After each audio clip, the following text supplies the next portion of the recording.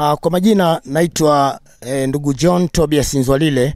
Mimi ni katibu wa siasa, uenezi na mafunzo wa Chama cha Mapinduzi wa mkoa wa Manyara. Ofisi yangu ikiwa hapa Babati mjini. Napenda kusema mambo machache sana. Nikiwa kama kiongozi wa Chama cha Mapinduzi wa mkoa wa Manyara, na kikweli tuseme ni taswira ya viongozi katika nchi hii na katika mkoa wetu. Mimi napenda kuchukua nafasi hii kiujumla kukaribisha nabii mkuu ndugu Jodev. Mimi binafsi napenda kudeclare interest. Ni moja ya Watanzania ambao kwa kweli kwa muda mrefu nimekuwa mfuatiliaji mzuri sana. Napenda kuchukua nafasi hii kuzungumza na Watanzania, hususan wana Manyara, na kama hawatojali nianze kuzungumza na vijana wa mkoa wa Manyara. Ukimsikiliza Jodev vizuri, Jodev ni mhubiri, Jodev ni mwalimu, Jodev ni mentor. Ukimsikiliza Jodev utatoka na jambo. Kama hujatoka na jambo la kiuchumi, utatoka na jambo la kijamii. Kama hujatoka na jambo la kijamii, utatoka na neno la Mungu. Utapata vitu ambavyo vinatakiwa. Kwa kweli mimi mwenyewe huwa ni kabla sijalala najaribu kufungua kwenye YouTube nafuatilia, na nimekuwa nikitamani sana siku moja nifike katika kanisa lake pale Arusha. Na ndio maana hii inanisukuma. Nimefuatilia, nimekuta Jodev anasaidia makundi mbalimbali kijamii, kiuchumi. Kwa hivyo anasaidia bila kubagua dini, anajenga misikiti, anajenga makanisa, anasaidia katika kila nyanja. Na niseme kwa kweli ananivutia sana, na pamoja na dini zingine na viongozi wengine wa dini zingine. Na sasa hivi ninafahamu kwa kufuatilia hivi ni moja ya viongozi sasa ambao wanashikilia nafasi kubwa katika masuala ya mashauriano na masuala ya amani katika nchi yetu.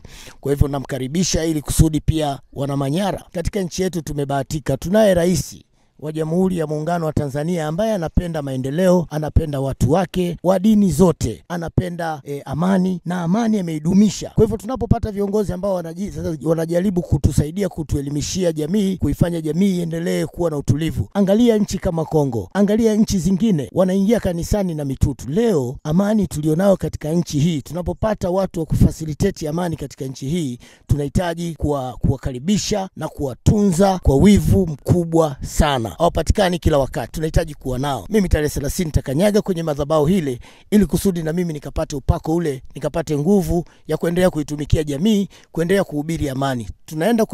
Tuko kwenye mwaka wa uchaguzi. Mwaka huu wa uchaguzi ni mwaka sensitive.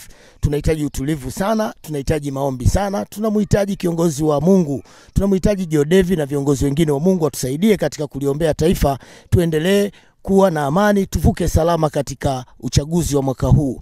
Na nichukue nafasi hii kuomba viongozi wa dini zote, madhehebu yote, basi tufanye kazi ya kuendelea kuombea taifa hili na kuendelea kuwafanya watu wetu waendelee kuwa watu watulivu, watu wasiopenda magomvi, watu wanaounganishwa, sio watu wanaotenganishwa kwa ajili ya maslahi mapana ya nchi yetu ya Tanzania. Hatuna nchi nyingine. Nchi ya Tanzania ndio nchi yetu, na maendeleo na amani ya Tanzania italetwa na Watanzania, itatunzwa na Watanzania. Na tunabahatisha na tunayo bahati kubwa ya kuwa na viongozi ambao ni Watanzania, wanaongea lugha tunayoelewa Watanzania, wana uwezo mkubwa wa kuelezea mada ngumu kwa lugha nyepesi. Kama Jodev tunamkaribisha sana. Binafsi ningekuwa hata na eneo, ningekuwa hata na kiwanja, ningesema njoo baba hapa, uweke hapa. Lakini naomba kwa kweli nisisitize katika hili. Mimi ni mfuatiliaji mkubwa sana wa mafundisho na mahubiri ya baba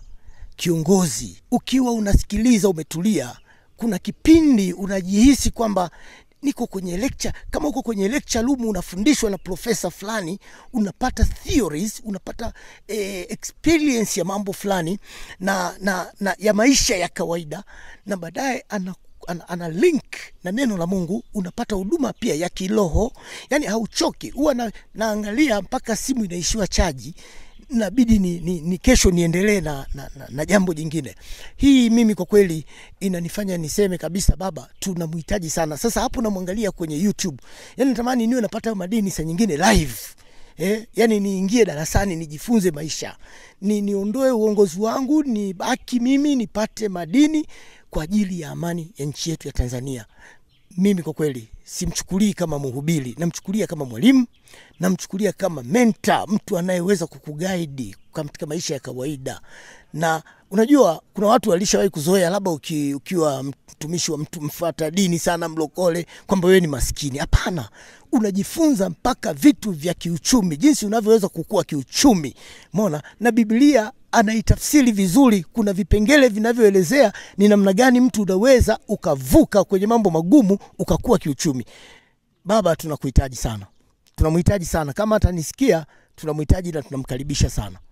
Mimi kwa niaba ya viongozi wa Chama cha Mapinduzi tutampokea kwa mikono miwili. Tuko tayari kushirikiana na viongozi wengine wa serikali, viongozi wengine wa maeneo mbalimbali, tupate huduma hizi. Huduma hizi ni adimu sana. Zina complement kazi zinazofanywa na serikali.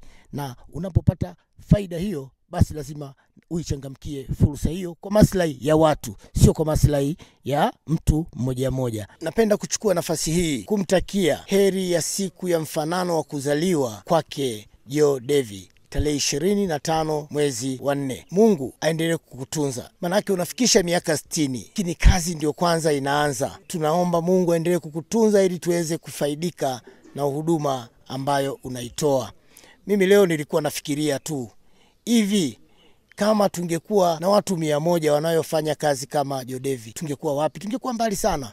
Leo hii ukimpa blanketi mtoto yatima akajifunika na baridi katika mkoa wetu wa Manyara, kazi ambayo serikali haiwezi kufikia, wewe umeifanya. Hivi utakuwa umebariki watu wangapi? Heri ya kuzaliwa kwako Nabii Mkuu Joe Devi. Happy birthday to you, Father. Thank you very much. Kipekee nitoe shukrani zangu za dhati kwa baba yangu Nabii Mkuu Mheshimiwa Daktari Joe Devi. Mwenyezi Mungu aendelee kumjazilishia baada alipotoa, na tunaendelea kutoa shukrani zetu, na Mwenyezi Mungu ampe maisha marefu.